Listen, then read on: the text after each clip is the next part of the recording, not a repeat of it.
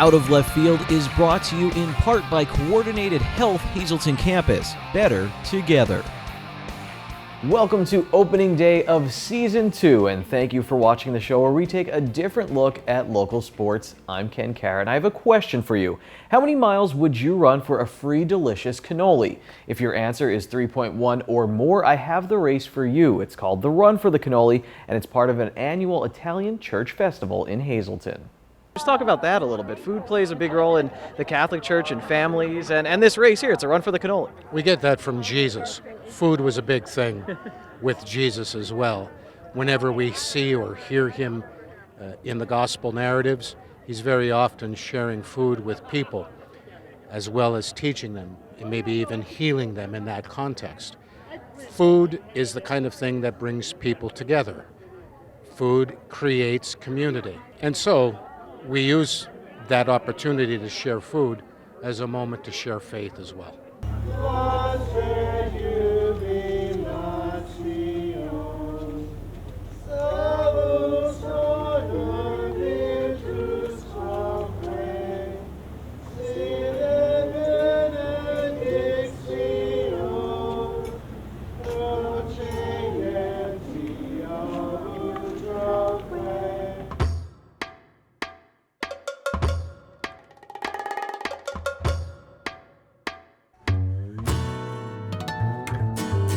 The annual St. Mauro Festival at Queen of Heaven Parish in Hazleton is the oldest Italian festival in the city. Its roots can be traced back to San Mauro La Bruca in Italy. Queen of Heaven's pastor, Father Anthony Gennaro, says the festival in Hazleton is about family, friends, food, and faith.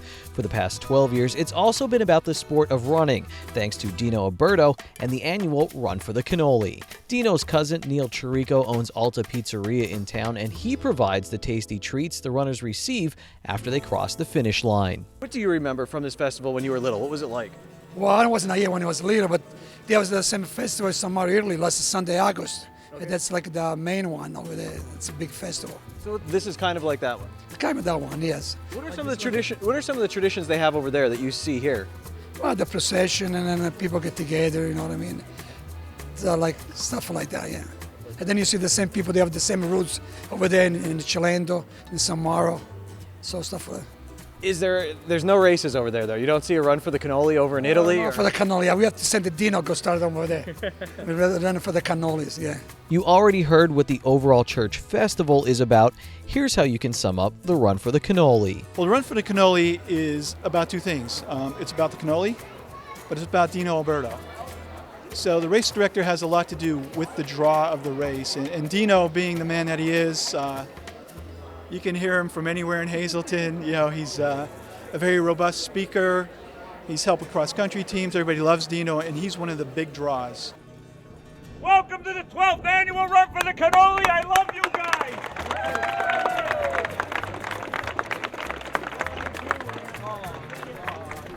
I looked up an article on Livestrong.com that says an average medium cannoli has about 240 calories. Another article on the website says the average person burns between 300 and 400 calories while running a 5K. So according to the universal language, math, the Run for the Cannoli is awesome. Mathematics never lie, and runners seem pretty reliable as well. Let's hear from Kelsey Cameron, who is the first woman to cross the finish line at the 2015 Run for the Cannoli, and Lock Haven head cross-country coach Aaron Russell. What makes this race unique? Did you feel like it was unique getting the cannoli at the end? I think it's awesome that there's a bazaar afterwards and that there's food. What are you looking forward to eating? You got a sausage and pepper, or what are you looking forward to getting? Ice cream. Is that usually your go-to when you're done running? Yes, ice cream and french fries. Did you get a cannoli, though? No, I lost my ticket. Really? I have to go get it. You want it. You need to go get it. I know. I mean, I really haven't even been here that long, but it just seems to have such a strong community tie to it, which is really important. You're seeing a boom in the running community, in the United States right now, and I think it's all tied to these connections that communities have, and that the running can bring them together. Non-runners, runners alike love to come out and support, and just for good cause. It's great. I don't know how to make a cannoli, but I know how the run for the cannoli was made. In 2004, Dino Alberto approached then-pastor Father Tom Capelloni with an idea to raise more money for the church. His idea was to host a race. It actually started off on a Saturday, right after the 4 o'clock Mass. He came out of church after giving the final blessing and shot the proverbial gun to get us going, and off we went. There was 24 of us. 22 came back. We found out that 2 of them made it around the corner but decided to stop at the beer hall, and that's all good. But from that humble beginning, we then felt that we couldn't do it on that Saturday. We needed to keep it more in focus with everything that goes on because Sunday is the big day here. So after the procession is done in the morning, after Sunday Mass, we were able to get everything together. We picked 3 o'clock as our start time, which is a little uncharacteristic, but it's what turned out to make this one of the most unique and genuine races of its kind with that starting time. So 3 o'clock every year. For the last 12 years now, it's been the run for the cannoli. The cannoli name came by way of Dr. Mike Palermo, who at the time was writing a column for the Hazleton Standard Speaker, and he also being a member, his family a member of this parish, decided, hey, it's Italian, let's make this even a little more catchier, and he started writing in his column, the run for the cannoli is coming up, and it's stuck, and it's been there ever since, and we have now become known as a cult classic. Does it get more Hazleton than this race? I know that you have a trail race and that, but I mean, you have the Italian food, you have the people outside, you run through Hazleton, you get a cannoli at the end. You know, like you said, sausage and peppers, you have fried dough, you know, you're going to go home with a little heartburn. This is it. How could you beat this? They make you earn that cannoli because the race finishes with an uphill battle on Vine Street in the city. I've done the race several times. It's a great course. Dino designed it, laid it out. Nice downhill the first mile, so it's kind of smooth. You come around the former Bishop Hafey past Hazleton High School. It's a little sunny there, you know, you start to feel the heat, but when you come to mile 3, little upgrade, and of course you have Vine Street to finish off, but hey, you finish at the church, you know, right in front of God, so you should be good. Coming up next, I pitch an idea for a reality show about 5 local exercise physiologists.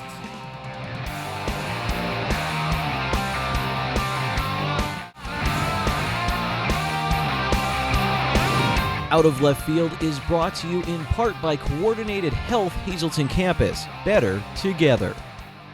Hello again, and thank you for coming back for the second segment of Out of Left Field. Recently, I spent some time at the Lehigh Valley Health Network Health and Wellness Center gym with the exercise physiologists there. They're such a cool group of people, and I think they deserve their own show.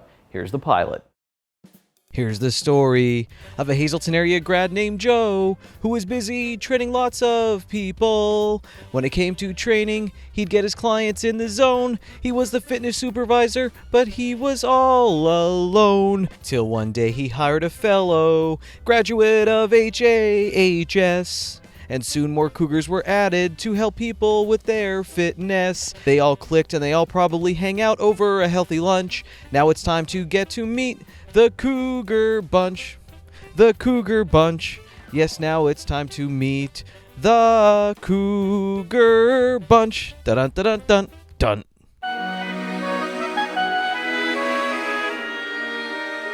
On this episode of the Cougar Bunch, the youngest member of the Lehigh Valley Health Network fitness family, Katie Satosky, explains the dynamic they have with their boss, Joe Stanavage. Did you click? I mean, immediately with them? What's the crew like? Yeah, pretty much. It went great. Now I call Joe Dad because he's basically like a dad to us. So it was very nice that how good we get along. So it's nice to have a Cougar connection a little bit. I mean, does that help? Absolutely. And it's nice to have everyone from the area too, so we could kind of connect with people outside that we know. Let's start with Mr. Brady. I mean, Joe.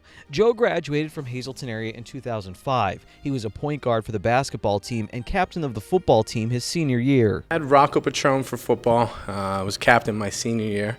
And then basketball-wise, I had Bruce Leib, Coach Mike Joseph, who is there still now, and Jeff Rush was a JV coach at the time too. So you had like a Mount Rushmore of Hazleton area coaches, right? We had the best coaching staff, I want to say, in the conference. It led to a great team, successful team. Won the conference, went to districts, won districts.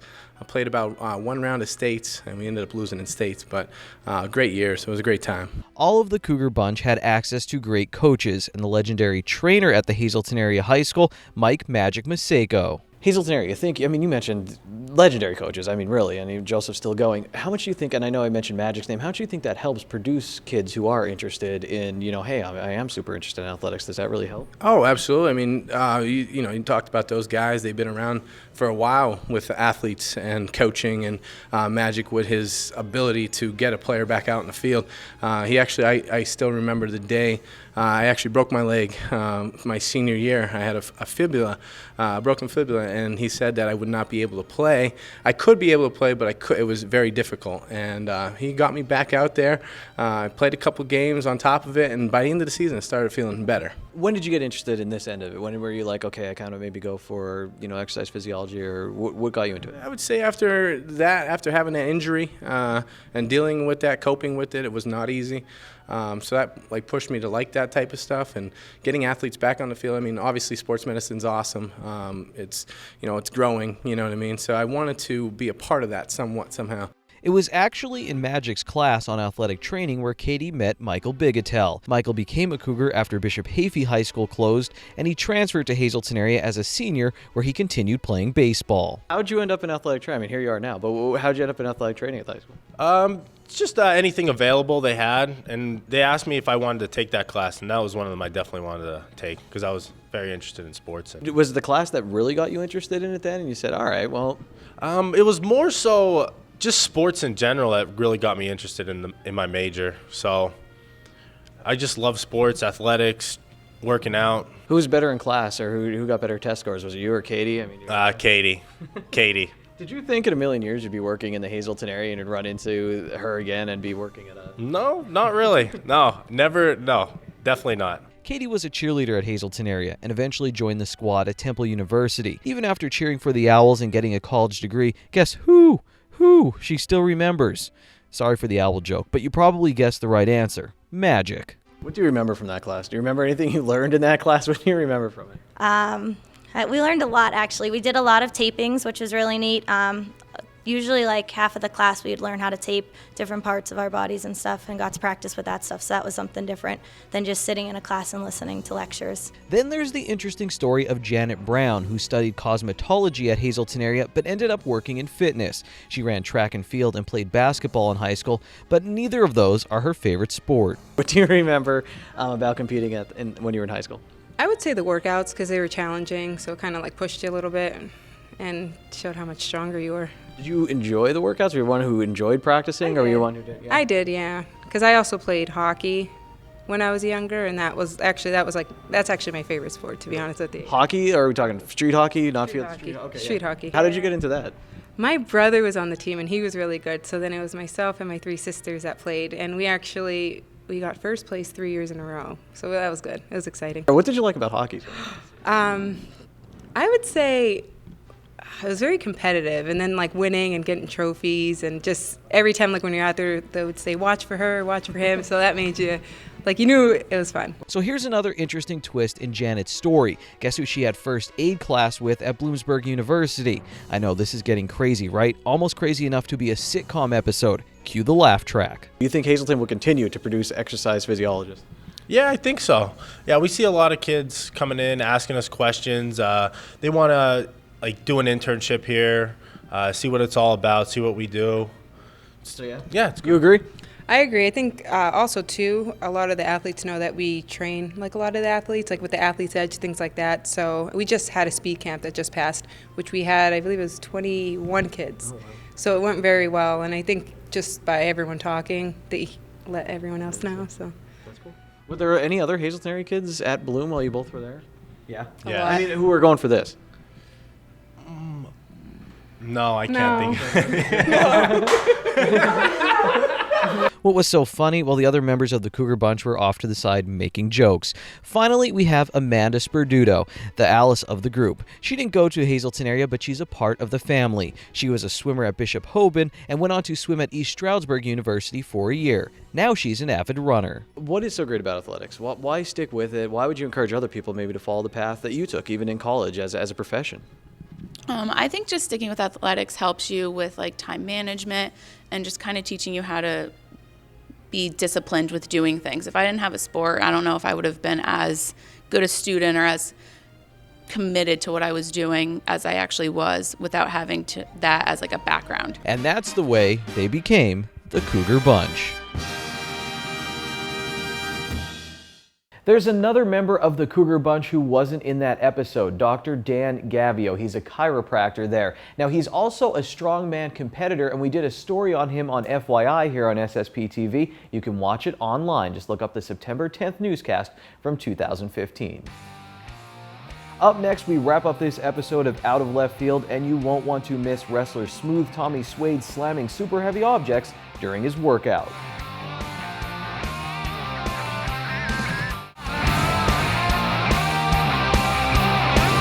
Out of Left Field is brought to you in part by Coordinated Health Hazleton Campus. Better together. Welcome back, sports fans and fans of interesting stories. If you saw Tommy Farah walking down the street, you would think, hey, he's just a regular Joe. No, you wouldn't. The guy is jacked. You would think that's an athlete and he probably has an interesting story. And he does. Tommy Farah works as a personal trainer at Iron House Gym in Hazleton. He also works out there. He likes some of the non-conventional equipment they have, like these 125 and 200-pound kegs. The kegs help him with his body slamming at his other job as Smooth Tommy Suede. Suede has gone from bad guy to good guy in Pennsylvania Premier Wrestling. He's also become the face of the organization. According to the people who run PPW, he's always been the heart. Tommy Suede wrestled for WWE, had a role in a major movie, and traveled around the world wrestling and entertaining the United States military. Now he's back in Northeast Pennsylvania, and he's got a message for everyone. Let me let you in on something, Paul. Let me let everybody in PPW in on something. I'm one step ahead of the game, and I guarantee one thing. I guarantee that I walk out of that match still PPW champ.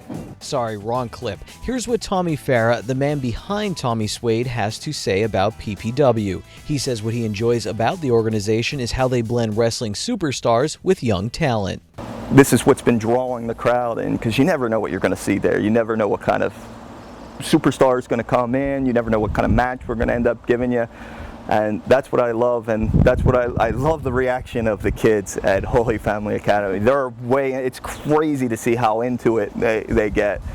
And you saw that Brodus Clay match where they all pour into the ring afterwards, and I love that. I love that we can give that back to Hazleton. If you're familiar with wrestling, you know how wrestlers are introduced. If you're not, it goes a little something like this. He weighed in this morning at 225 pounds. He comes to us from nearby West Hazleton, Pennsylvania. He is the reigning and defending PPW heavyweight champion, Smooth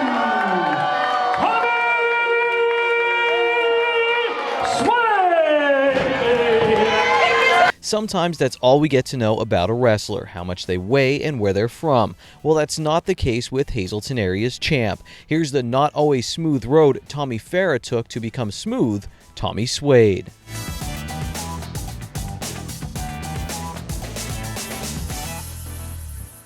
This story actually starts about 84 miles southeast of West Hazleton in Norristown, Pennsylvania. Tommy Farah grew up watching wrestling, but he lost interest as a teenager until some new stars started to emerge. And it was the wrestlers in WCW that piqued my interest, the cruiserweights that they have, the guys that went on to become big names like Chris Jericho, Eddie Guerrero, Chris Benoit, Rey Mysterio, but I saw guys that were smaller in stature. I always thought that you had to be 6'5", 300 pounds to be a wrestler. But then I saw guys that were 5'10", 220 pounds, and I realized it's something that I could do. I was always into athletics. I didn't particularly like the team aspect of sports. I like the focus to be on me, and in wrestling it's completely on you, and that's what I loved, and that's why I took to it. Farah eventually started looking for wrestling training centers and found the Wild Samoan Training Center in Hazleton, run by WWE Hall of Fame wrestler Afa the Wild Samoan. I was here for years with Wild Samoan Training Center and their wrestling promotion, and I loved it. What I particularly loved was we had a bunch of young talent that people who went back then didn't even realize who were they seeing, and years later went on to become someone. If you would go to the training center in 1999 and watch the shows, you saw Batista before he became a big star. You saw Snitsky before he became a big star, Umaga. There's a long list of guys, and Alpha would use his connection to bring in, you know, current stars and, you know, past stars. And this is what PPW has started to do as well. Thanks to Alpha's connections, Farah got his first chance with WWE in 2003 when Sunday Night Heat came to the arena in Wilkes-Barre. WWE was looking for new talent. Alpha had to produce, so he sent one of his smaller guys, more of a technical wrestler in me, and his big giant in Snitsky. And they threw us in the ring together and told us to go do our thing, and we had the crowd in our hand, and quite frankly, we didn't know what we were doing then, but but it was one of the greatest nights of my life in wrestling. It was a great experience to wrestle right up in Wilkes-Barre in the arena, having everybody cheer for the local guy. And like I said, I won, so it was such an exciting thing to be able to walk back up the ramp rather than cowering off to the side of the ramp as you do when you're a loser. But that was a great experience. And then it was followed shortly by one of the worst experiences. I don't know if you can see that, but shortly after that, I shattered my collarbone, which set me back a couple of years, and it wasn't until 2005, 2006 that the WWE came calling again, and that's when I got hired and put in their developmental system. Sure, anyone can do this. I'm being sarcastic, of course, but honestly, with some training, you might be able to do this. But the true key to success in wrestling is pulling off these moves while playing to the crowd. That's the tough part. That's the part that takes years to develop. It's a connection with the crowd. It's not just like, I'll do a 1.5 off the top rope. It's not just doing the 1.5 off the top rope. For people in the past that are familiar with a guy like Jimmy Superfly Snuka, he would approach the top rope, raise his hands up like this. Everybody would get excited because they knew it was coming, and then it's the splash. It's little things like that that help you become an entertainer and have the connection to the crowd. In the past, it was just going up and, yeah, woo, I'm going to do a move, and you know. It was the process of learning how to connect, and then after hitting the move, how to connect to the crowd with that, you know, that's the difference, and that takes years to learn. Farah says it's possible he didn't develop this skill fast enough for WWE, and that's why he was released from his contract in 2007, but he was about to make his biggest splash on the wrestling scene. I went back to the Wild Samoan Training Center late 2008. Alpha approached me, Alpha the Wild Samoan, and he said that they needed someone to train Nicolas Cage for a movie. And Alpha had done a lot of smaller movies then. I wasn't sure, you know, what was going on. So I went to him with to a studio in Brooklyn, and Nicolas Cage walked in, and we trained him for a week on The Wrestler. Eventually, Mickey Rourke would star in The Wrestler, but not before this happened. One of the coolest experiences for me, and it kind of sums up professional wrestling, was when we were working with Nicolas Cage on the movie. People have a preconceived notion of professional wrestling, and as did he. Alpha the Wild Samoan, he's WWE Hall of Famer, he's my trainer. He was there helping train, he was the head trainer. Nicolas Cage came up to him and asked the question of how do you fake a slap in professional wrestling? Alpha the Wild Samoan, who is about 6'1", 300-some pounds, hauled off and slapped this A-list actor in the face. And Nicolas Cage's reaction, which if you dealt with him as a person, he's basically that Stanley Goodspeed character he is from The Rock. He's like this like neurotic kind of nerd, and he's like, oh, so you slap in the face. And I had to throw in the comment, yeah, that's for Ghost Rider, because I'm a big comic book fan.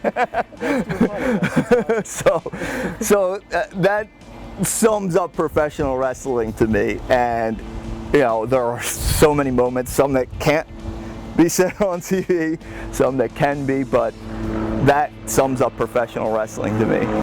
Farah trained Mickey Rourke and choreographed the matches for the movie The Wrestler, along with another local wrestler, John Trotsky. Rourke got so comfortable with Farah that he was featured in the movie as one of Rourke's opponents, Tommy Rotten. Born from all these experiences we mentioned is the smooth Tommy Suede you can see in Hazleton at PPW shows at Holy Family Academy. With Tommy Suede, I play off of You know, I've done things in the movies. You know, I've made it to the top in wrestling, and there's also the arrogance that goes along with that, and particularly when I'm being heel, it shines through. I try to play off the fact that, you know, even though the movie's a big deal, I think I'm a bigger movie star than I actually am. You know, even though I made it far in wrestling, I think I'm a bigger wrestling star than I actually am. And I kind of just let it go with that character, and that's where it can be fun. But now I'm a good guy. It's all about dancing, having a good time, and partying while I'm out there, and that's what the character is about. And you know, we wrestle at St. Joe's old gymnasium, Holy Family Academy. And it's a bunch of kids that come to the show, so they particularly like the dancing, happy-go-lucky kind of character. Like your favorite sport, Out of Left Field is all about teamwork. Unless you like golf, and there's nothing wrong with that. But anyway, send us your thoughts, tell us what you think, and maybe even some story ideas. You can hit me up at ken@ssptv.com. Until next time, take it easy, everyone.